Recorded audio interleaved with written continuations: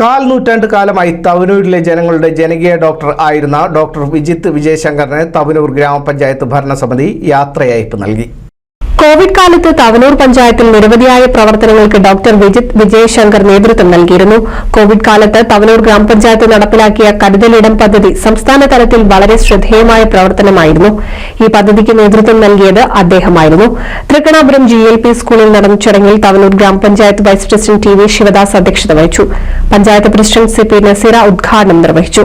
Panchayat assistant engineer Suresh സ്വാഗതം പറഞ്ഞു. Panchayat secretary Sheela, standing committee chairman AP Vimal, Nisha Mohan, PS Dhanalakshmi, മെമ്പർമാരായ അബൂബക്കർ, അബ്ദുള്ള, ബാലകൃഷ്ണൻ എന്നിവർ പങ്കെടുത്തു.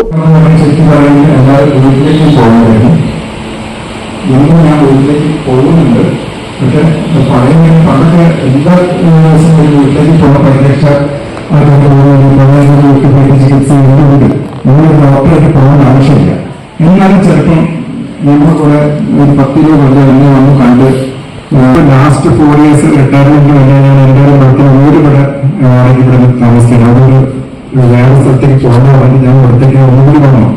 റിട്ടയർമെന്റും ജോലി തുടങ്ങിയ സ്ഥലത്ത് ആവാൻ രജിസ്റ്റർ വന്നു. ഇവിടെ എനിക്ക് തോന്നുന്നത് ഇവിടുത്തെ ജനങ്ങളോ എന്താ പറയുക, എന്നോടുള്ള സ്നേഹം കൊണ്ടാണോ എന്താ പറയുക, ഒരു പ്രശ്നം. പുതുമയണിഞ്ഞ് എടപ്പാൾ, കാലത്തിനൊത്ത മാറ്റവുമായി എടപ്പാളിൽ വിവാഹ wedding mall, crescent Plaza building, Kuttippuram road, Edappal.